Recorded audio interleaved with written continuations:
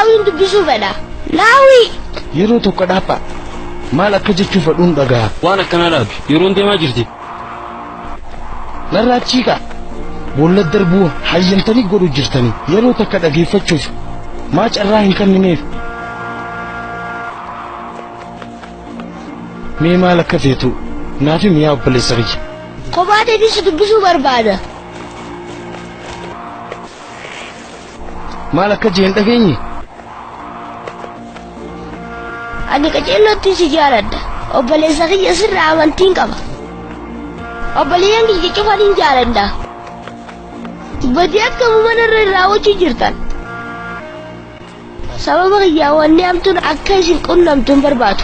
Sababa keessaniin ammeenya narra ga'e. Abbaan kiyya akka hin dhageenye. Hadaraa namni tokkollee waan kana akka hin beekne. Gojii har'a godhame kun abad rabbi irraa hin dhokotu. Isin garuu kana dagattanii jirtan. Daa'ima dadhabaa kanarratti gochii isin raawwattan rabbiin akka isin hin adabne toobadhaa garsaa deebi'a. rabbiin araara isaa nuuf haa buusu. Rabbiin ana ergamaa godhee akkana file abbaan keenya naaf himee jira isinis kana ni beektan isin yaa ilmaan Israa'el gocha keessan kana nabiyyoota biraa kan dhufuu irratti akka hin raawwanneen isin hin sodaanne. onnee goggooyde tan akkamii qabnaa wallaala akkamii nu dhuunfatee jira wayi badii teenya obboleessa keenya irratti badii du'aa hamtuun qaaheel obboleessa isaa habiil irratti kan raawwate du'a qaabeelii fi haabeel deebinee dhugoomsaa jirra gocha naasuu hin qabne kan akkamii maaltu uumame maaliif duuba deebitan maal taatan kanaan kan barbaaddan Isa kana narratti raawwatina taa irraa if dhorka irraa if kusadha lakkiimoo laawii naddirmadhu nattiin jabaatini naddirmadhu gooftaa koo na gargaari kaaliqa na gargaari naddirmadhu laawii abbaa laawii gooftaa koo rakkoota narraa na furi abbaa laawii na gargaaru sodaadheetin jira.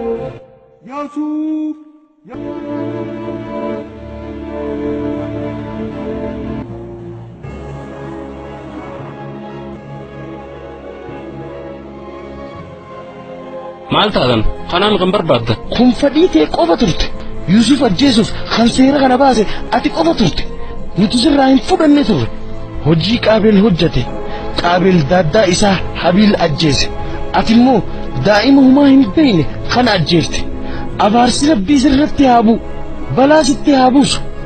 abaarsi yoo habuu taayees nuun darra bu'a gocha kana nuun daatu wajjin hojjete atis akka kiyyaatti guutuutti yakkarratti hirmaataadha si galaami.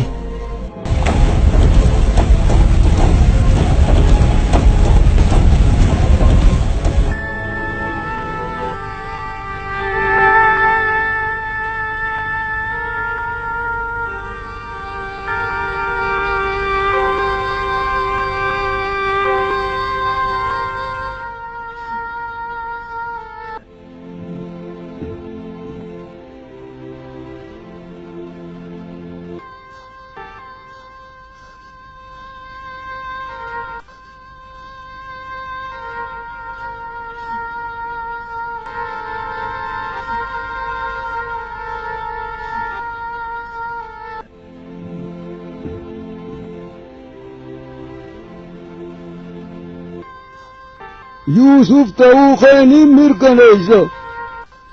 Yuusufi.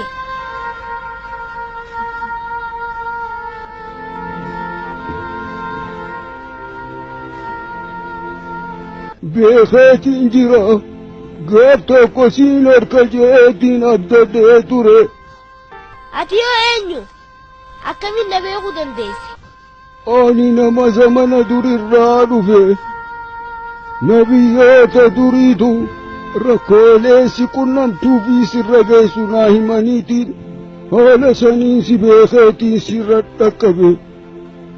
Seenaa ta'e ogguun dhagee siin jaaladhe. Jaalala teetiin onneen tiyyaas akka malee rarraate. Barootaaf si barbaadaatiin ture. As toolee ta'e nabiyyoota hedduu irra barbaadaatiin ture.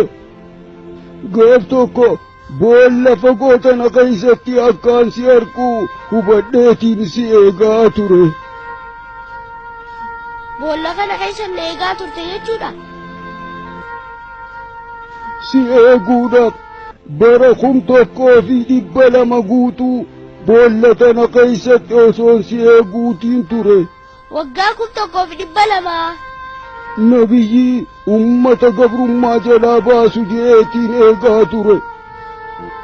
Akka ati dhuftu nabiyyiin naaf hime hangaan si qunnamutti boolla tana keessatti akkaan si eeguudhaan turu naaf hime.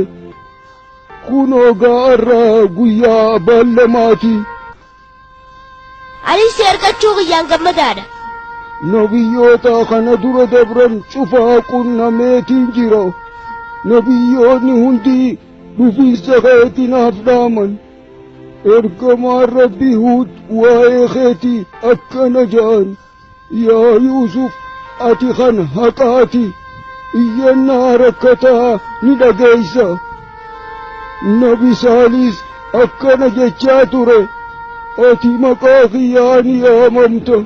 Mirga gabroowwanii kabachiisuuf qabsaawi. Ergamaan Rabbi Yuunusis akkana jechuu ture. Ati dhaalaa nabiyyoota si dura dabreeti. Amaanaan isaanii kan galma geessuun sumaani.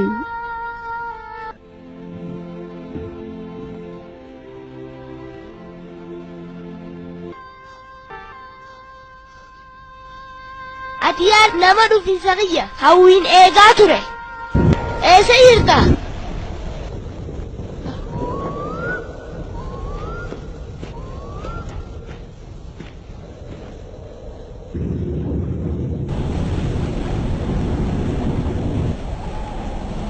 Ay, kun hundi manaama ture.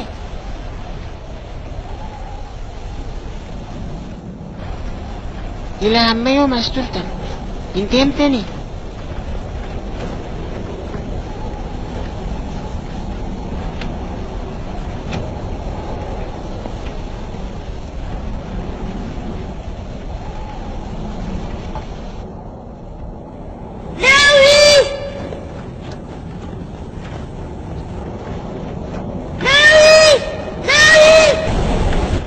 Yuusuf!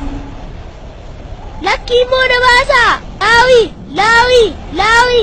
Hin deemne! Lubbuun ni jira! Yuusuf! Lubbuun ni jira! Hin tuune! Yuusuf hin tuune! Lubbuun ni jira! Hin tuune Yuusuf! Lubbuun ni jira!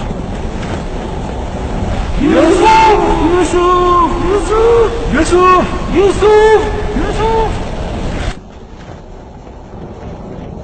Waan barbaaddan gootanii mi? Maaliif dhaabbattan? Nyaasa? Hin dhageenye hara manaa yaanu haa deebinu. Nuti barkan lixxe seene hoggaa si'aamnu maaliif iyyuu deebisin? Du'arraa akkamittiin eewalamee hin beeku. Lakkii moo na baasaa? Hin ta'u onneen isaanii warra tuutte obboleeyyan kee naaf hin hayyaman obsuu qabda. Rabbii kee kadhadhu amma yeroon nutti dabarte karaa manaa deebi'uu qabna. Ani immoo nyaataa fi bishaan sii fideetiin deebi'a. Hin sodaatin, humaan sodaatin. Bishaan kanarra wayyaatiin sii fidaatii kanan dhuginayaa. Isin durumaanuu ajjeesuu fi kan as keessatti darbitaniif bishaan kun akka badaa ta'e durumaanuu ni beeytan jechuudha. Ani badii beeka. Akka isiniin himne Yahudaan na sodaachiseeti. Karaa manaa ta'e haa deemnu nu haasa'a daddafa.